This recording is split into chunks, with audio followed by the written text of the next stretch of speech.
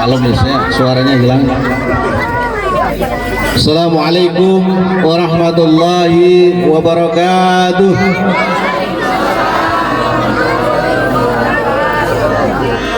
Yang jawab salam saya doakan masuk surga.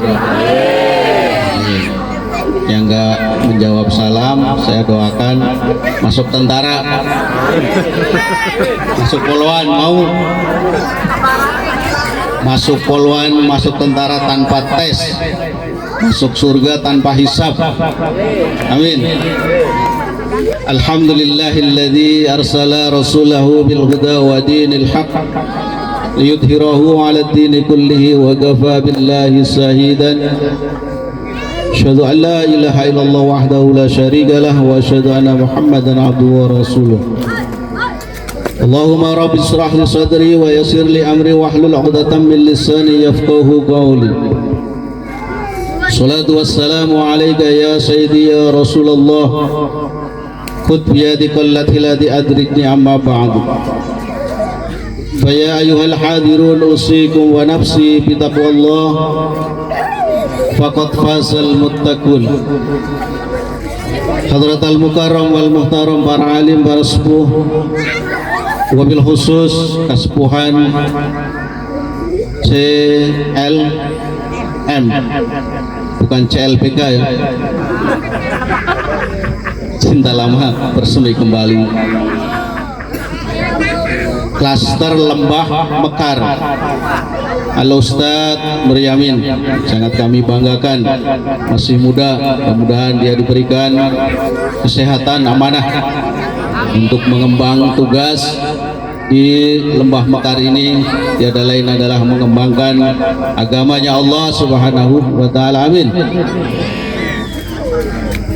Ketua RW 15 Bapak Haji Rudi kami hormati beserta jajarannya, para ketua RT di lingkungan Taman Bunga Sukamukti sangat kami hormati, Bapak Ibu rahimakumullah yang kami muliakan, tidak disebutkan satu persatu.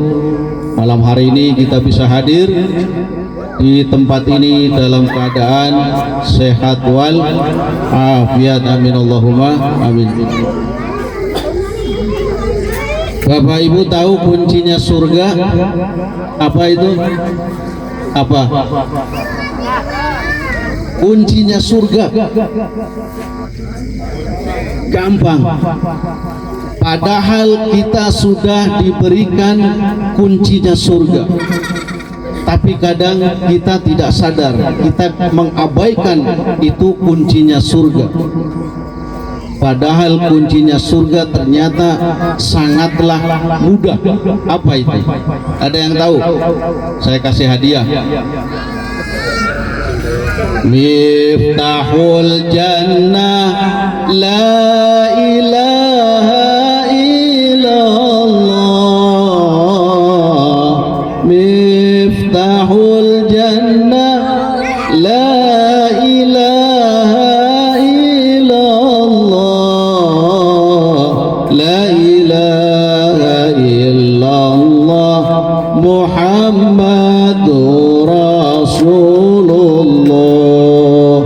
La ilaha illallah Muhammadur Rasulullah. Jadi apa Bu Pak kuncinya surga? La ilaha illallah. Sangat mudah. Tetapi ternyata banyak orang yang tahu kuncinya surga tapi lebih memilih menggedor-gedor neraka. Na'udzubillah. Nah inilah kita berkumpul di sini, mudah-mudahan kita dibekali kuncinya surga sehingga Allah Subhanahu wa taala akan memudahkan kita memasuki surganya Allah Subhanahu wa taala. Amin Allahumma amin. Peringatan Maulid Nabi ini sekali lagi ini adalah sarana untuk mahabbah kita kepada baginda Rasulullah Shallallahu Alaihi Wasallam. Kayaknya sudah tidak zamannya lagi. Mana sih dalilnya untuk memperingati Maulid Nabi Shallallahu Alaihi Wasallam? Ada yang masih menanyakan seperti itu? Ada? Ada? Di sini alhamdulillah tidak ada. Di negeri sana Konoha itu masih banyak. Nggak ada dalilnya memperingati Maulid Nabi. Tidak ada dari sananya. Lah belum pernah ke sana. Jadi tidak tahu dalilnya. Bapak Ibu rahimakumullah. Kenal dengan Abu Lahab, Ibu? Kenal gak Bu? Kenal di mana? Di TikTok, di FB. Dikhobarkan, diriwayatkan Abu Lahab itu adalah seorang yang kafir, udah kafir. Ternyata di dalam sebuah khobar di situ ketika malam Senin atau hari Senin di akhirat di sana Abu Lahab itu mendapatkan keringanan daripada siksaan Allah Subhanahu wa taala. Kenapa Abu Lahab seorang kafir, seorang yang sudah dinas di dalam Al-Quran, orang yang celaka, tabat yada abi lahabi wa tab, dan seterusnya, masih mendapatkan kenikmatan, masih mendapatkan keringanan siksa. Ternyata Abu Lahab itu bahagia ketika Rasulullah Shallallahu Alaihi Wasallam dilahirkan ke alam dunia. Dengan dilahirkan baginda Rasulullah Shallallahu Alaihi Wasallam, Abu Lahab itu bahagia. Saking bahagianya seorang budak yang setiap harinya melayani Abu Lahab, membikinkan minuman, membikinkan kopinya, menyiapkan segala sesuatunya. Pada saat baginda Rasulullah Shallallahu Alaihi Wasallam dilahirkan ke alam dunia, saking bahagianya dia membebaskan satu orang budak. Dan disitulah ternyata dikhobarkan setiap malam Kamis karena berkaitan dengan lahirnya baginda Rasulullah Shallallahu Alaihi Wasallam mendapatkan keringanan daripada siksanya. Apalagi kita selaku umatnya baginda Rasulullah Shallallahu Alaihi Wasallam yang senantiasa bahagia, yang senantiasa lebih mahabbah memperingati kelahirannya, menjalankan syariatnya dengan sunnah-sunnahnya. Masa iya kita tidak mendapatkan kebahagiaan nanti? Tentu saja harapan kita nanti di akhirat diaku umat baginda Rasulullah Sallallahu Alaihi Wasallam mendapatkan syafaat dari beliau Rasulullah Sallallahu Alaihi Wasallam. Amin Allahumma amin.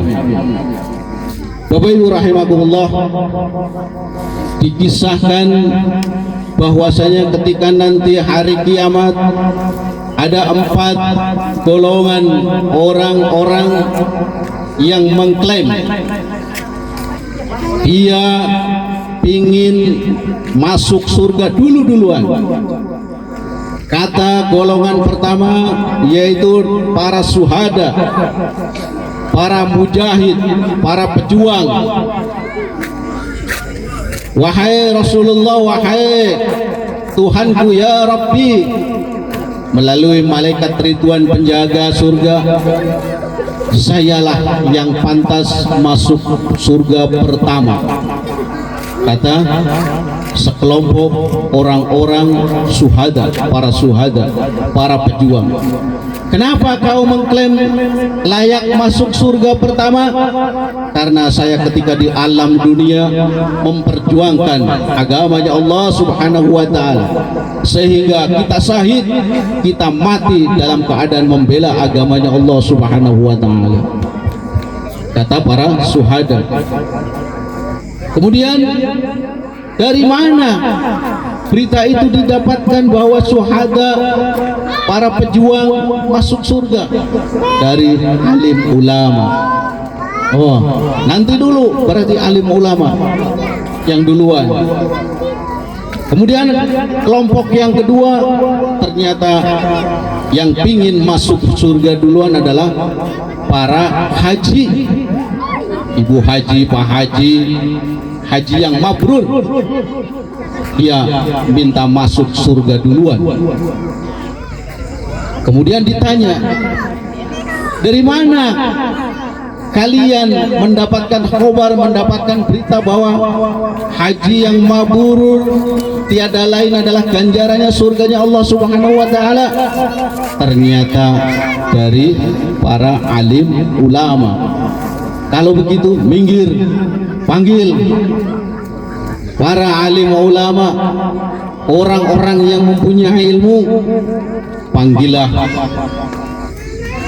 para kelompok alim ulama. Para alim ulama, masuklah ke surga duluan, silahkan masuk ke surga. Ternyata para alim ulama ini menolaknya. Wahai malaikat, saya tidak layak masuk surga duluan. Saya tidak pantas untuk memasuki surga duluan. Karena apa?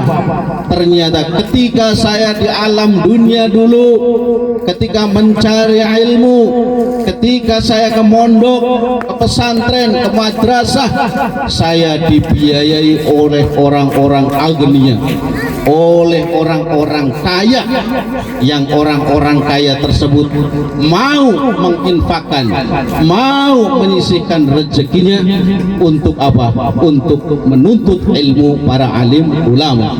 Oh, begitu. Kalau begitu mundur para alim ulama, para orang-orang yang berilmu. Panggil orang-orang kaya yang memang benar-benar ketika di masa hidupnya, ketika di alam dunia, bahwa hartanya bukan hanya untuk dirinya, tapi untuk kepentingan, untuk kemaslahatan umat, terutama untuk biaya orang-orang yang senantiasa menuntut ilmu. Masuklah. Ternyata golongan yang pertama yang masuk surga adalah orang-orang kaya. Jadi pingin masuk surga duluan, Bu? Pingin? Harus jadi orang kaya ternyata.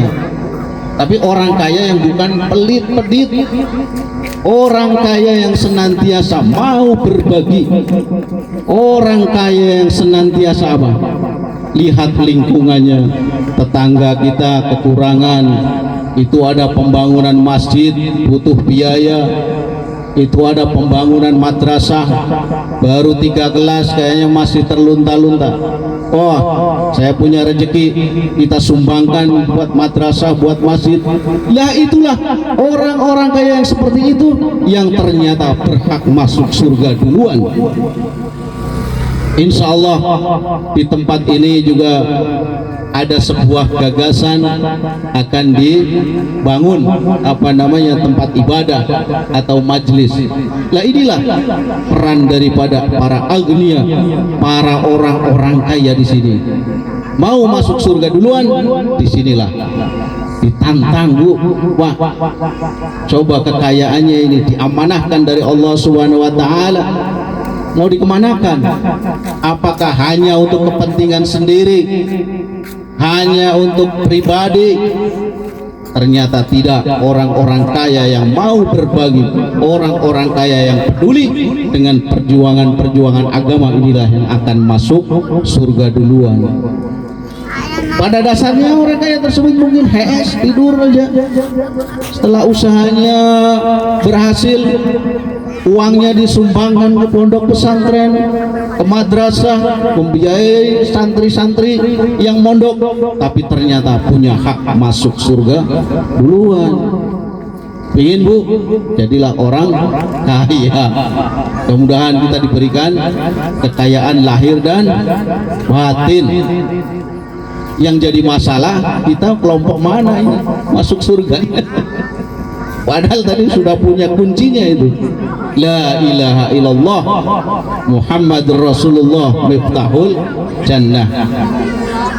Bapak Ibu rahimakumullah, Rasulullah sallallahu alaihi wasallam 14 abad yang lalu sudah memberikan isyarat bahwa suatu negeri, suatu tempat, suatu bangsa akan berdiri dengan kokoh, akan berdiri dengan keadilan, akan terjadi kemakmuran apabila 4 pilar ini senantiasa dijalankan. Apa itu 4 pilar itu? Yang pertama, ternyata dengan bil ilmil ulama. Pantas saja tadi ternyata para alim, orang yang berilmu tadi mengklaim ingin masuk surga duluan. Ternyata kata baginda Rasulullah SAW bahwa suatu bangsa, suatu negeri, suatu kampung, suatu tempat akan kokoh berdiri, akan makmur, akan adil, aman, sejahtera, sentosa ketika di situ ada ilmunya para alim. Gimana tidak? Dengan ilmunya para alim ini kita tahu mana yang hak, mana yang batil, mana yang haram, mana yang subhat, mana yang sunnah, dan lain sebagainya. Orang mau membangun suatu perumahan saja kalau dengan tidak pakai ilmu, dampaknya luar biasa Pak Bu, madorotnya luar biasa. Sudah pengaruh lingkungan, mungkin ketika hujan banjir tata letaknya tidak dipikirkan dulu, ini karena ilmu. Tetapi kalau dengan ilmu maka pasti akan mensejahterakan orang yang menempatinya, orang yang ada di situ. Ini pentingnya dengan ilmu. Bil ilmil ulama, karena ilmunya para alim ulama akan tegak suatu negeri, akan makmur, akan kemahrifah loh jinawi karena ilmunya para alim ulama. Kemudian yang kedua, bil adlil umaro, dengan adilnya para pemimpin kita. Artinya apa? Orang yang diberikan amanah untuk memimpin negeri ini tentu saja harus bisa berbuat adil, harus bisa mempunyai kebijakan yang memihak kepada rakyat.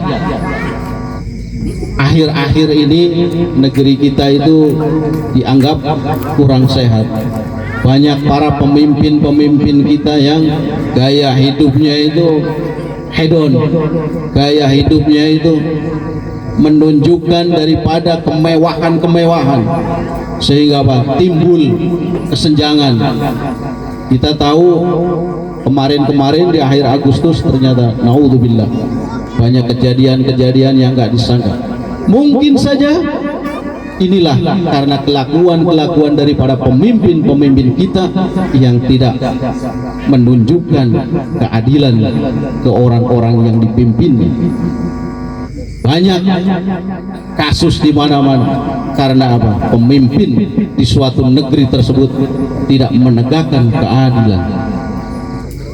Dan yang ketiga, ternyata pantas saja orang kaya tadi berhak masuk surganya Allah Subhanahu wa Ta'ala karena salah satu tegaknya negeri ini dengan bisakhawatil agniya, dengan apa? Kedermawanannya orang-orang kaya.